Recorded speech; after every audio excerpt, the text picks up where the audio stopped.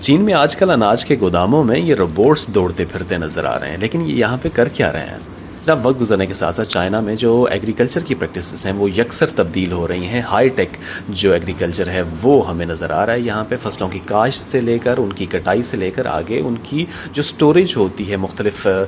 Where houses میں، مختلف گوداموں میں، اس میں بھی جو ہائی ٹیک پریکٹسز ہیں وہ کی جا رہی ہیں. یہ چین کا ایک علاقہ ہے جہاں پہ جو اناج ہے اس کو سٹور کیا جا رہا ہے، گندم کو سٹور کیا جا رہا ہے. اچھا، سٹور کرنے کے بعد بھی اس کی حفاظت بڑی ضروری ہوتی ہے، اور اس کے لیے ایک بڑا آرٹیفیشل انٹیلیجنس سے لیس ایک نظام رکھا گیا جو کہ اناج کو اس کی نمی کو کنٹرول کرتا ہے، اس کی وینٹیلیشن کا خیال رکھتا ہے، اور اس کی پیسٹ کنٹرول ہوتے ہیں. دیگر اناج کے جتنے بھی جو عوامل ہیں جو کہ اس کو بہتر طور پہ سٹور کرنے کے لیے ضروری ہوتے ہیں وہ ایک اے آئی سسٹم کے ذریعے مینیج کیے جاتے ہیں. اور پھر یہ جو روبوٹس ہیں چھوٹے چھوٹے جو آپ کو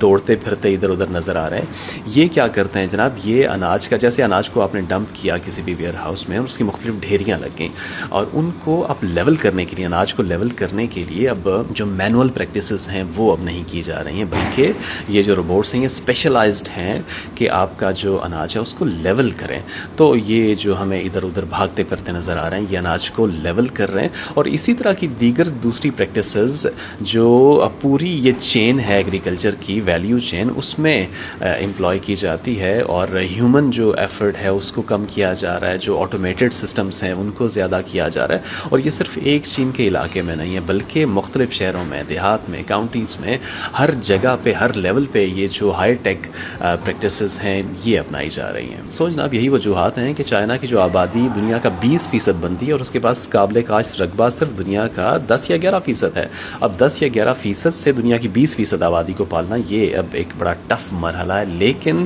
انہوں نے بڑے ہی اسٹرانگ پالیسی اور اسٹرانگ جو امپلیمنٹیشن ہے وہ رکھی ہوتی ہے کہ جو قابل کاشت رقبہ ہے وہ اتنا ہونا چاہیے، اس سے کم نہ ہو. اور پھر یہ کہ ان کا فصلوں کا ٹارگٹ ہوتا ہے، اناج کا ٹارگٹ ہوتا ہے کہ اس سال ہم نے اتنا ٹارگٹ جو ہے وہ اچیو کرنا ہوتا ہے. اور مزے کی بات یہ ہے کہ جتنا ٹارگٹ رکھا جاتا ہے اس سے زیادہ ہی اچیو کیا جاتا ہے. اور پھر ہم نے مختلف مارکیٹس میں دیکھا، مختلف شہروں میں دیکھا کہ کہیں بھی آپ کو اناج کی جو کمی ہے مارکیٹس میں، لوکل دکانوں میں، وہ بھی محسوس نہیں ہوتی ہے. سو جناب آنے والے عرصے میں کسی ملک کی مضبوطی، اس کا انحصار جہاں پہ دوسرے فیکٹرز ہیں وہاں پہ اس کی فوڈ سیکیورٹی پہ بھی ہوگا کہ اس کے جو لوگ ہیں، اس کی عوام ہیں، ان کا اناج ان کے اپنے گھر سے، ان کے اپنے ملک سے پیدا ہو رہا ہے یا نہیں ہو رہا. سو ہمیں بھی جو نئی پریکٹسز ہیں، ہائی ٹیک پریکٹسز ہیں، ان کو اپنانا ہوگا اور اپنا جو اناج ہے وہ زیادہ سے زیادہ اپنے ہی ملک میں اگانا ہوگا.